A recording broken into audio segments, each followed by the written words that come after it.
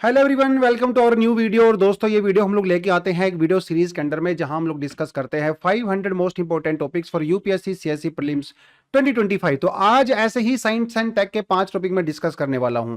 Channel पे बहुत सारी वीडियोस आ चुकी हैं और ये सारे के सारे टॉपिक हम लोग जो है करंट अफेयर से करने वाले हैं 2025 के लिए। अगर आप प्रीलिम्स दे रहे हो तो ये टॉपिक आपके लिए बहुत ज्यादा क्रूशियल हो सकते हैं। तो आज के इस वीडियो में कौन कौन से मैं टॉपिक डिस्कस करने वाला हूं, एक बार ब्रीफली आपको आइडिया दे देता हूं। पहला टॉपिक हम लोग डिस्कस करेंगे प्लास्टिक आइस के बारे में। उसके अलावा इलेक्ट्रो रिसेप्शन, एक बड़ा ही यूनिक सा कॉन्सेप्ट है जो अभी रिसेंटली डिस्कवर किया गया है किसी नए स्पीसीज के अंदर, उसके बारे में बात करेंगे। उसके अलावा कैटरीन एक्सपेरिमेंट जो कि जर्मनी के अंदर किया जाता है न्यूट्रिनोज की डिस्कवरी के लिए, तो उसके बारे में बात करने वाले हैं, ये भी बहुत इंपॉर्टेंट है। सनबर्ड के बारे में बात करेंगे। देखिए भाई, सनबर्ड एक ऐसी टेक्नोलॉजी है, अगर ये सक्सेसफुल हो गई तो मान के चलिए मार्स तक हम लोग बहुत इजीली ट्रैवल कर सकते हैं। तो बड़ी ही यूनिक सी डिस्कवरी है, इसके बारे में बात करेंगे। उसके अलावा जो है इसरो से एक टॉपिक बिलोंग करता है, पोएम, इसके बारे में बात करने वाले हैं। चलिए दोस्तों, ज्यादा डिले नहीं करता हूं बिकॉज मुझे पता है टाइम की कमी आपके भी पास है, क्योंकि एग्जाम की तैयारी आपको करनी है। चलिए बढ़ते हैं सीधा पहले टॉपिक पे, plastic ice 7।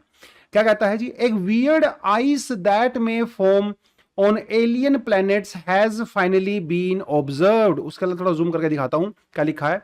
High temperatures and extreme pressures create ice with properties of both crystalline ice and liquid water. मतलब कहने का मतलब ये है भैया कि ये जो वाटर है ना, वो एक ही टाइम पे ये आइस भी है और ये वाटर भी है। मतलब एक ऐसा आइस है जो कि सॉलिड की तरह भी एक्ट करेगा और लिक्विड की तरह भी एक्ट करेगा। इसे कहा गया है प्लास्टिक आइस। ऐसा माना जाता था कि शायद ये कंडीशन अर्थ पे तो नहीं हो सकती, शायद किसी दूसरे एलियन प्लेनेट पे हो सकती है, लेकिन कमाल की बात है भाई, इसको अर्थ के ऊपर भी फाइनली ऑब्जर्व कर लिया गया है। तो देखिए प्लास्टिक इसको क्यों कहते हैं। अच्छा, प्लास्टिक का नेचर कैसा होता है। देखिए मेरे हाथ में ये मेरा पेंसिल है, ये प्लास्टिक है, तो दिखने में तो ये सॉलिड लग रहा है, लेकिन अगर मैं इसके ऊपर फोर्स लगाऊंगा तो ये शायद थोड़ा मोल्ड हो जाएगा, थोड़ा सा इसकी शेप चेंज हो जाएगी, तो उस समय में इतना ज्यादा सॉलिड नहीं रहेगा। इसी को तो प्लास्टिक कहते हैं। जनरली सॉलिड होती है, लेकिन अगर आप उसके ऊपर ज्यादा फोर्स लगाओगे तो वो थोड़ा सा मोल्ड हो सकती है, फ्लेक्सिबल हो सकती है। इसी तरह का भैया हमारा ये वाटर है। अगर आप देखें यहां पे, ये ऊपर की तरफ देखोगे, ये स्ट्रक्चर देखिए, ये एक मोलिकुलर स्ट्रक्चर है जो कि क्रिस्टलाइन स्ट्रक्चर है। यहां पे अगर आप देखोगे मॉलिक्यूल्स को पूरी तरह से क्रिस्टलाइज हो चुके हैं, एक प्रॉपर शेप मेंटेन कर चुके हैं, और इस तरह का जो स्ट्रक्चर होता है वो दोस्तों सॉलिड्स के अंदर होता है। लेकिन आप नीचे की तरफ देखिए, ये जो मॉलिक्यूलर स्ट्रक्चर है वो क्रिस्टलाइन नहीं है। इस तरह का जो मॉलिक्यूलर स्ट्रक्चर है वो आपको लिक्विड में नजर आता है, लिक्विड्स में दिखता है। और जैसे लिक्विड की कोई शेप नहीं होती है, बहुत फ्लेक्सिबल होता है, बहुत फ्लूइड होता है, जिस भी बर्तन में डालोगे वैसी ही शेप हो जाती है, तो मतलब काफी फ्लूइड होता है। तो जो सॉलिड होते हैं ना, ये क्रिस्टलाइन होते हैं। यहां पे जो मॉलिक्यूल्स की पोजीशन होती है वो फिक्स होती है। लेकिन हमने जिस वाटर को डिस्कवर किया है वो है हाइब्रिड। हाइब्रिड का मतलब यह है कि यहां पे वाटर का हम लोगों ने ऐसा फेज डिस्कवर कर लिया है, वो एक ही टाइम पे सॉलिड भी एक्ट करेगा और एक ही टाइम पे लिक्विड भी एक्ट करेगा। मतलब देखिए जरा, जनरली ये आइस होगा, जनरली ये सॉलिड होगा, आइस होगा, लेकिन जैसे ही अगर आप इसके ऊपर थोड़ा सा प्रेशर अप्लाई करोगे तो ये डिफॉर्म हो सकता है, ये थोड़ा सा मोल्ड हो सकता है, मतलब लिक्विड नेचर का जैसा हो सकता है। मतलब एक ही टाइम पे सॉलिड भी है और एक ही टाइम पे लिक्विड भी दिखेगा अगर आप इसके ऊपर ज्यादा प्रेशर डालोगे। तो ये सेमी फ्लूइड बिहेवियर जो है आपको यहाँ पे नजर आता है। तो हाई टेम्परेचर पे, हाई प्रेशर पे जो है इस तरह की कंडीशंस को हम लोग जो है वो अचीव कर सकते हैं। तो इसको कहा गया है प्लास्टिक आइस 7। ठीक है, चलिए आगे बढ़े। नेक्स्ट जो आर्टिकल अपने पास आता है वो है इलेक्ट्रो रिसेप्शन। कहता है जी article, can fruit fly larvae sense electric fields. अब कुछ ऑर्गेनिजम्स ऐसे होते हैं जो इलेक्ट्रिक फील्ड को सेंस कर सकते हैं, उसके हिसाब से वो अपनी मूवमेंट्स को चेंज भी कर सकते हैं। उसको कहा गया है इलेक्ट्रो रिसेप्शन। क्या कहता है देखिए, electroreception is the biological ability to detect weak electrostatic field in the environment. तो ये जो ऑर्गेनिजम्स होते हैं वो सेंस कर सकते हैं इलेक्ट्रिकल सिग्नल्स को। ऐसे इलेक्ट्रिकल सिग्नल या तो किसी दूसरे लिविंग ऑर्गेनिज्म के द्वारा क्रिएट किया गया हो या फिर एनवायरनमेंट के अंदर पहले से ही हो। अभी तक ये जो एबिलिटी थी वो कुछ गिने चुने ऑर्गेनिजम्स के अंदर देखी गई थी, जैसे शार्क्स के अंदर, इलेक्ट्रिक फिश वगैरह के अंदर देखी गई थी। लेकिन अब लेटेस्ट जो डिस्कवरी है वो ये कहती है कि ये जो इलेक्ट्रोरिसेप्शन की जो क्वालिटी है ये फ्रूट फ्लाई के अंदर जो लार्वा होता है उसके अंदर भी देखी जा सकती है। अब ऐसा भी नहीं है कि ये कोई बहुत नया डिस्कवरी है, पहले इसके बारे में हमें पता नहीं था। Electroreception as a concept जो ऑर्गेनिजम्स के अंदर होता है 1960s में हम लोग डिस्कवर कर चुके थे। लेकिन इसमें नया क्या है? नया ये है कि जो फ्रूट फ्लाई है, जो उसका लार्वा है, इसमें से पहली बार हम लोगों ने ऑब्जर्व किया है। ये यहाँ पे नई चीज है बेसिकली, ठीक है। अब ये जो इलेक्ट्रोमैग्नेटिक जो सिग्नल्स होते हैं, ये ऑर्गेनिजम्स इसका यूज कैसे करते हैं, किस लिए करते हैं? कुछ लोगों का कहना है कि शायद ये सोशल कम्युनिकेशन के लिए करते होंगे, कुछ का कहना है कि शायद वो ट्रैवलिंग के लिए करते होंगे, कुछ का कहना है कि शायद वो इसके लिए जो है फूड सर्च करते होंगे। अलग अलग रीजंस हो सकते हैं, अभी उसके बारे में हमें एग्जैक्ट क्लैरिटी नहीं है। लेकिन हाँ, जब हम लोगों ने लार्वा को एक इलेक्ट्रिक फील्ड के अंदर रखा तो उसने अपनी मूवमेंट को बेसिकली रीओरिएंट कर दिया, मतलब अपनी पोजीशन को उसने चेंज कर दिया। तो इसको कहा गया है इलेक्ट्रो रिसेप्शन। क्या इंडिया के अंदर भी कोई ऐसा ऑर्गेनिज्म है? बिल्कुल है। जो गैंगेटिक डॉल्फिन होती हैं, ठीक है, जो हमारा नेशनल एक्वेटिक एनिमल भी है, उनके अंदर भी जो है इस प्रॉपर्टीज को टाइम टू टाइम देखा गया है। चलिए आगे बढ़ते हैं। नेक्स्ट जो टॉपिक आता है वो आता है साइंस टेक दिल्ली से। क्या कहता है देखिए, ghost particles just got lighter, KATRIN sets a new benchmark for neutrino mass. तो पहली बात तो ये घोस्ट पार्टिकल कह रहा है, तो एग्जाम में आपसे पूछ भी सकता है which of the following particles are called ghost particles. तो आपने याद रखना है भैया वो न्यूट्रिनोस के बारे में बात कर रहा है। तो कैटरीन एक्सपेरिमेंट क्या है? बेसिकली जर्मनी के अंदर एक ऐसी बहुत बड़ी लेबोरेटरी है जिसे कैटरीन लेबोरेटरी कहते हैं। वहां पे कुछ एक्सपेरिमेंट्स किए जाते हैं न्यूट्रिनोस को ऑब्जर्व करने के लिए, उसको कैटरीन एक्सपेरिमेंट कहते हैं। अब ये यूज कैसे होता है देखिए, हमारे पास फिजिक्स का एक स्टैंडर्ड मॉडल होता है, मतलब हमारे जो एटॉमिक सब एटॉमिक पार्टिकल्स होते हैं ये सब उनसे मिलके बने हैं, जिसके अंदर हिग्स बोसोन वगैरह भी आते हैं। और यहाँ पे आता है हमारा न्यूट्रिनोज। तो दोस्तों न्यूट्रिनोज जो है वो कुछ ऐसे सब एटॉमिक पार्टिकल्स होते हैं जो किसी के साथ भी रिएक्ट नहीं करते हैं। ये इतने ज्यादा हल्के होते हैं और नॉन रिएक्टिव होते हैं। ये जब आते हैं अर्थ के ऊपर, पूरी अर्थ को क्रॉस करके चले जाते हैं और ये किसी के साथ भी रिएक्ट नहीं करते हैं। इसीलिए इनको ऑब्जर्व करना नेक्स्ट टू इम्पॉसिबल होता है। और इसी के लिए हम लोगों ने जर्मनी के एक शहर है कल्जर, ठीक है, वहां पे हम लोगों ने एक लेबोरेटरी बनाई है और वो जो है उसे कैटरीन एक्सपेरिमेंट हम लोग कहते हैं। ये इतने लाइट वेट होते हैं कि इनकी जो वेट है वो लगातार अपडेट होता रहता है। अभी लेटेस्ट जो डिस्कवरी है वो ये कहती है कि न्यूट्रिनोज का जो वेट होता है, जो मास होता है, वो एक्चुअली 0.45 इलेक्ट्रॉन वोल्ट होता है। पहले जो हम लोगों ने डिस्कवर किया था वो 0.90 था, मतलब पहले के कंपैरिजन में इसका जो मास होता है वो सिर्फ आधा ही होता है। दोस्तों न्यूट्रिनो जो है वो इतने ज्यादा छोटे होते हैं कि देखिए यहाँ पे कुछ कुछ चीजें आपको देखने को मिलेंगी। Data is based on the precise movement of the energies from the 330 million electrons produced by the titanium decay. ये न्यूट्रिनोज प्रोड्यूस कैसे होते हैं? कई तरीके से प्रोड्यूस हो सकते हैं।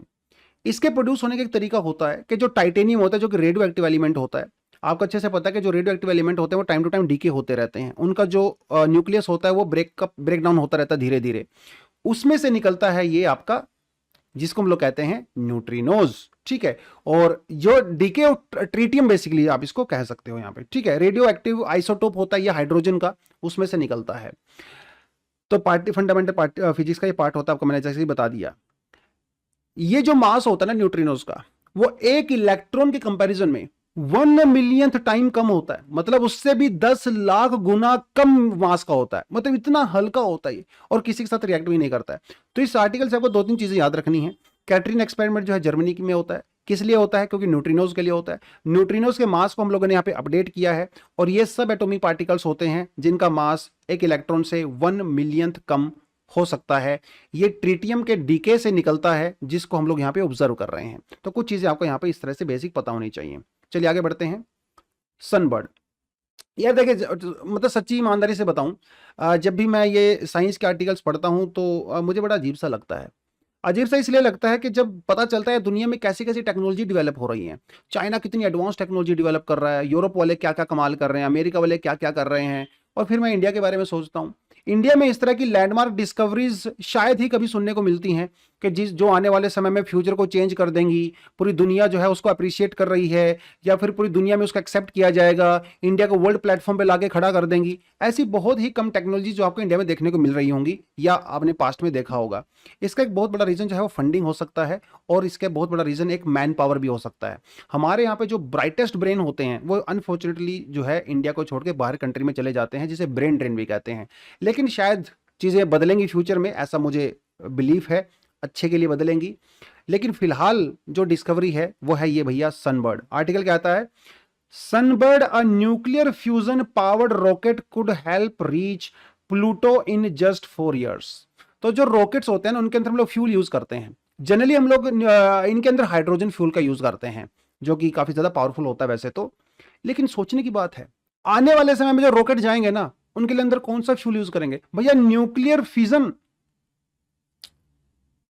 और न्यूक्लियर फ्यूजन, देखो फिजन और फ्यूजन उल्टा होता है। न्यूक्लियर जो फ्यूजन होता है वो हम लोग न्यूक्लियर बॉम्ब बनाने के लिए यूज करते हैं, जिसमें कि यूरेनियम का यूज करते हैं, ठीक है। न्यूक्लियर जो फ्यूजन होता है इसमें हाइड्रोजन जो एटम्स होते हैं वो मिलके हीलियम बनाते हैं, इसे न्यूक्लियर फ्यूजन कहते हैं। न्यूक्लियर फ्यूजन से बहुत ही ज्यादा एनर्जी रिलीज होती है as compare to nuclear fusion. एक ऐसा एक्सपेरिमेंट किया गया है स्विट्जरलैंड वगैरह में, कुछ यूरोपियन यूनियन की एजेंसीज ने मिलकर, जिससे आने वाले समय में जो रॉकेट्स होते हैं वो न्यूक्लियर फ्यूजन की एनर्जी से उनको हम लोग भेज सकते हैं। और क्योंकि न्यूक्लियर फ्यूजन से जो एनर्जी रिलीज होती है वो ऑलमोस्ट इनफाइनाइट होती है, बहुत ही कम जो है हम लोग हाइड्रोजन वगैरह से बहुत ही unlimited amount of energy produce कर सकते हैं। ऐसा फ्यूचर में हो सकता है। ये एक्सपेरिमेंट 2027 में इसका हम लोग पहली बार डेमोन्स्ट्रेशन कर देंगे। मैथमेटिकली पॉसिबल हो चुका है, कुछ लैबोरेटरीज के अंदर इसको डिस्कवर जो है ऑलरेडी किया जा चुका है। और ये जो बनाएंगे हम लोग इससे रॉकेट, उसका नाम रखा गया है सनबर्ड, जो कि न्यूक्लियर फ्यूजन पावर्ड होगा फ्यूचर में। इसकी जो स्पीड होगी वो होगी 8,05,000 किलोमीटर पर आवर। ये भैया इतनी ज्यादा स्पीड है कि आप प्लूटो सिर्फ 4 साल में पहुंच सकते हो, और मार्स तक ट्रेवल करना पॉसिबल हो जाएगा। मार्स तक तो बेसिकली जो इलॉन मस्क कह रहे हैं कि मार्स के ऊपर कॉलोनीज बनाएंगे, वो सब बनाएंगे, तो सनबर्ड से वो पूरी तरह से सही हो सकता है। तो न्यूक्लियर फ्यूजन बेसिकली क्या है, मैंने आपको पहले बताया, जो हमारे सन है, दूसरे स्टार्स होते हैं, इनके अंदर ये रिएक्शन होती है जिसको हम लोग यहाँ पे रेप्लिकेट कर रहे हैं। और छोटे छोटे न्यूक्लियर फ्यूजन का रिएक्शन करने से हम लोग जो है ये एनर्जी को रिलीज करेंगे। और ये जब एनर्जी बाहर की तरफ निकलेगी एज एन एग्जॉस्ट, तो ये हमारे रॉकेट को फर्दर जो है वो पुश करेगी। रॉकेट ऐसे ही तो चलता है ना भाई। रॉकेट का प्रिंसिपल क्या होता है, जो इक्वल अमाउंट ऑफ एनर्जी होती है उसके इक्वल रिएक्शन भी होता है। तो जब एग्जॉस्ट पीछे की तरफ जाता है तो रॉकेट्स आगे की तरफ चलते हैं। यही तो सिंपल सा न्यूटन का फॉर्मूला होता है। तो हाइड्रोजन फ्यूजन से वो जो एग्जॉस्ट है वो बहुत पावरफुल होगा, जिसकी वजह से हमारे जो रॉकेट है वो फॉरवर्ड जो है वो मूव करेंगे। चलिए आगे बढ़ते हैं। पोएम 4, इसरोज पोएम 4 री एंटर्स अर्थ एटमॉस्फेयर। देखिए अभी अभी मैं टेक्नोलॉजी की बात कर रहा था। हमारे यहाँ पे ज्यादातर जो टेक्नोलॉजी एडवांसमेंट हो रही है फिलहाल इंडिया में, जो कि फंडिंग वजह से हो रही है, आपको देखने को मिलेगी इसरो वगैरह में देखने को मिलेगी, या फिर डीआरडीओ में देखने को मिल सकती है, क्योंकि वहां पे भी गवर्नमेंट ठीक ठाक पैसा लगा रही है। और इसी एक टेक्नोलॉजी एडवांसमेंट का जो डेमोन्स्ट्रेशन है वो आपको यहाँ पे नजर आएगा, जिसे हम लोग कह रहे हैं पोएम 4। ठीक है, अच्छा देखिए पोएम 4 की फुल फॉर्म क्या होती है, पीएसएलवी ऑर्बिटल एक्सपेरिमेंट मॉड्यूल 4। और पीएसएलवी क्या है, ये हमारा पोलर जो सैटेलाइट लॉन्च व्हीकल होता है इंडिया के अंदर जो है, ये पोलर सैटेलाइट लॉन्च व्हीकल बहुत ही ज्यादा जबरदस्त चीज है, जो कि एक बेसिकली ये एक व्हीकल है, ये लॉन्च व्हीकल है, जिससे जो है हम लोग अपने सैटेलाइट्स को जो है लॉन्च करते हैं अलग अलग ऑर्बिट्स के अंदर। ये पीएसएलवी है, काफी सक्सेसफुल है बेसिकली ये। तो होता क्या है, जैसे मान लो ये हमारा लॉन्च व्हीकल है जिसके अंदर अलग अलग सैटेलाइट्स होते हैं जो हम लोग लेके जाते हैं। तो ये जो लॉन्च व्हीकल होता है ना, इसकी अलग अलग स्टेज होती हैं, किसी में 2 स्टेज होती हैं, किसी में 3 स्टेज होती हैं। और इन स्टेज में जो है हम लोग अलग अलग तरह का फ्यूल यूज करते हैं, किसी में सॉलिड फ्यूल, किसी में लिक्विड फ्यूल, इस तरह से यूज करते हैं, किसी में क्रायोजेनिक इंजन का यूज करते हैं। अब होता क्या है, जनरली जो इस रॉकेट की लास्ट स्टेज होती है वो जनरली वेस्ट होती है, और वो लास्ट जो स्टेज होती है वो अल्टीमेटली डी ऑर्बिट होके वापस आ जाती है। मतलब ये व्हीकल रॉकेट्स को लेके जाएगा, जो रॉकेट जो है ये सैटेलाइट्स को लेके जाएगा, ऑर्बिट के अंदर उसका एस्टेब्लिश करेगा और धीरे से वापस आ जाएगा, डिस्ट्रॉय हो जाएगा, या फिर वो ऑर्बिट के अंदर एज अ डेबरी के तौर पे, कचरे के तौर पे घूमता रहेगा। इसरो ने क्या कमाल की चीज किया, इसरो ने जब ये भेजा वहां पे रॉकेट डॉकिंग करने के लिए भेजा, तभी दिसंबर के महीने में पिछले साल, जहां पे हम लोग कुछ एक्सपेरिमेंट कर रहे थे डॉकिंग वगैरह का, मतलब एक सैटेलाइट से दूसरे सैटेलाइट को ज्वाइन कर सकते हैं। उसको जो लेके गया था लॉन्च व्हीकल जो हमारा ये है पीएसएलवी, इसकी जो 4th स्टेज है वो वेस्ट नहीं गई। इसकी 4th स्टेज को हम लोगों ने एक्सपेरिमेंट के लिए यूज किया। मतलब 4th स्टेज में जो फ्यूल था इसके अंदर, उससे क्या हुआ, रोबो ये ऑर्बिट करता रहा और इसने जो है कुछ एक्सपेरिमेंट्स वहां पे किए। जब इसका सारे का सारा फ्यूल खत्म हो गया at the end of the day, कुछ फ्यूल इसरो ने बचा के रखा और उस फ्यूल की वजह से इसको हम लोगों ने डीऑर्बिट किया और ये फाइनली जो है वो ऑर्बिट के अंदर जो है फिलहाल वो घूम रहा है और अल्टीमेटली अर्थ के ऊपर भी आ जाएगा। तो इसको कहा गया है दोस्तों पोएम 4। तो पोएम 4 का अल्टीमेट पर्पज क्या था? इसका पर्पज ये था भैया वेस्टेज को कम करना है, जो स्पेस कचरा होता है, डेब्री होता है, उसको मिनिमम करना है और अपनी जो रिसोर्सेज होते हैं उसका मैक्सिमम यूज करना है। देखिए टेक्निकली अगर कन्वेंशनली देखा जाए तो ये जो वेस्ट होना चाहिए था, जो फोर्थ स्टेज होती है वो तो वेस्ट ही होती है, लेकिन इसरो ने इसके यूज करके कई सारे एक्सपेरिमेंट किए और जो स्पेस डेब्री है उसको मैनेज किया, क्योंकि हम लोग चाहते हैं कि हमारा जो स्पेस मिशन है वो सस्टेनेबल हो और वो पोल्यूशन क्रिएट ना करे। तो ये बेसिकली उसका ही एक पार्ट आप यहाँ पे मान सकते हो। तो भैया ये थे हमारे आज के 5 टॉपिक। आई होप थोड़ा क्लैरिटी आपको आया होगा इन टॉपिक्स को पढ़ने से।